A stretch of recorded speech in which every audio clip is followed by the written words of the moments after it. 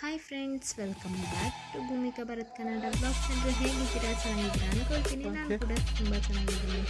ಮೊದಲನೇದಾಗಿ ಎಲ್ರಿಗೂ ಗೌರಿ ಗಣೇಶ ಹಬ್ಬದ ಆರ್ಥಿಕ ಶುಭಾಶಯಗಳು. ಇವಳು ರೆಡಿಯಾಗಿ ಎಲ್ಲಿಗೆ ಹೋಗ್ತಿದ್ದಾಳೆ ಅಂತ ಯೋಚನೆ ಮಾಡ್ತಿದ್ದೀರಾ? ಏನಿಲ್ಲ, ಪಕ್ಕದಲ್ಲೇ ಇರೋ ಗಣೇಶನ್ ಟೆಂಪಲ್ಗೆ ಒಂದು ವಿಸಿಟ್ ಹಾಕ್ಬರೋಣ ಅಂತ ಹೋಗ್ತಿದ್ದೀವಿ. ಹೋಗ್ತಾ ಗಣೇಶ ಚತುರ್ಥಿದು ಇತಿಹಾಸ ಅಥವಾ ಪುರಾಣನ ಹೇಳ್ತಾ ಹೋಗ್ತೀನಿ ಬನ್ನಿ. ಶಿವಪುರಾಣದಲ್ಲಿ ಹೇಳಿರೋ ಥರ ಗಣಪತಿಯನ್ನು ತುಳಸಿ ದಳದಲ್ಲಿ ಪೂಜಿಸಬಾರದು. ಏಕೆಂದರೆ ತುಳಸಿಯ ದರ್ಶನ ಮತ್ತು ಗಂಧಗಳು ಗಣೇಶ ದೇವರಿಗೆ ಸಂಬಂಧಪಟ್ಟ ಒಳಕೇಂದ್ರಗಳನ್ನು ಮುಚ್ಚುತ್ತವೆ. ಕೇತಕಿ ಪುಷ್ಪದ ಸ್ಪರ್ಶವು ಶಿವನ ದರ್ಶನಕ್ಕೆ ಸಂಬಂಧಪಟ್ಟ ಕೇಂದ್ರಗಳ ಪ್ರಭಾವವನ್ನು ಕಡಿಮೆ ಮಾಡುತ್ತೆ. ಹಾಗೆಯೇ ಚೌತಿಯ ಚಂದ್ರನ ದರ್ಶನವು ಗಣೇಶನ ಉಪಾಸನೆಗೆ ಪ್ರತಿಬಂಧಕವಾಗಿದೆ. ಮತ್ತೊಂದೇನೆಂದರೆ ಸೂರ್ಯನು ಬುದ್ಧಿತತ್ವಕ್ಕೆ ಮತ್ತು ಚಂದ್ರನು ಮನಸ್ತತ್ವಕ್ಕೆ ದೇವತೆ. ಗಣೇಶನ ಆಳ್ವಿಕೆಗೆ ಒಳಪಟ್ಟಿರುವ 21 ತತ್ವಗಳಲ್ಲಿ ಕೊನೆಯದು ಮನಸ್ಸು. ಉಳಿದ 20 ತತ್ವಗಳಾವುದೆಂದರೆ ಪಂಚಭೂತಗಳು, ಪಂಚಕರ್ಮೇಂದ್ರಿಯಗಳು, ಪಂಚಜ್ಞಾನೇಂದ್ರಿಯಗಳು ಮತ್ತು ಪಂಚತನ್ಮಾತ್ರೆಗಳು. ಮನಸ್ಸನ್ನು ಸಂಯಮದಿಂದ ಒಳಗಿನ ಜ್ಞಾನಾಕಾಶದಲ್ಲಿ ಲಯಗೊಳಿಸಿದರೆ ಗಣೇಶನ ಮಹಿಮೆ ಅನುಭವ ಉಂಟಾಗುತ್ತದೆ. ಹಾಗೆಯೇ ಗಣೇಶ ಚತುರ್ಥಿಯ ರಾತ್ರಿ ಇಂತಹ ಸಮಯದಲ್ಲಿದ್ದು ಭಗವಂತನ ನಿಜ ಸ್ವರೂಪವನ್ನು ಅನುಭವಿಸುತ್ತಾ ಆನಂದವಾಗಿರಬೇಕು.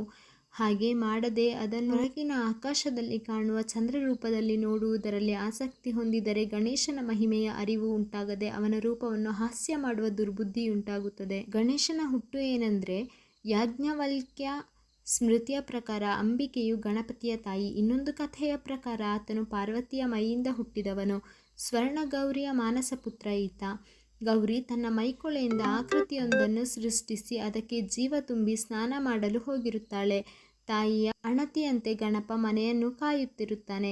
ಶಿವನು ಮನೆಗೆ ಹಿಂತಿರುಗಿದಾಗ ಗಣಪ ಅವನನ್ನು ತಡೆದು ಮನೆಯೊಳಗೆ ಹೋಗಲು ಅಡ್ಡಿಪಡಿಸುತ್ತಾನೆ. ಇದರಿಂದ ಕುಪಿತಗೊಂಡ ಶಿವ ತನ್ನ ತ್ರಿಶೂಲದಿಂದ ಅವನ ಶಿರವನ್ನು ಕತ್ತರಿಸುವನು. ಸ್ನಾನ ಮುಗಿಸಿ ಬಂದ ಗೌರಿ ಮಗನ ಕಳೇಬರ ಕಂಡು ರೋಧಿಸುತ್ತಾಳೆ. ಹೆಂಡತಿಯನ್ನು ಸಮಾಧಾನಪಡಿಸುವ ಸಲುವಾಗಿ ಶಿವ ತನ್ನ ಗಣಗಳನ್ನು ಕರೆದು ಉತ್ತರ ದಿಕ್ಕಿಗೆ ಯಾರಾದರೂ ತಲೆ ಹಾಕಿ ಮಲಗಿದ್ದರೆ ಅಂತಹವರ ತಲೆಯನ್ನು ಕತ್ತರಿಸಿ ತರುವಂತೆ ಆಜ್ಞಾಪಿಸುತ್ತಾನೆ.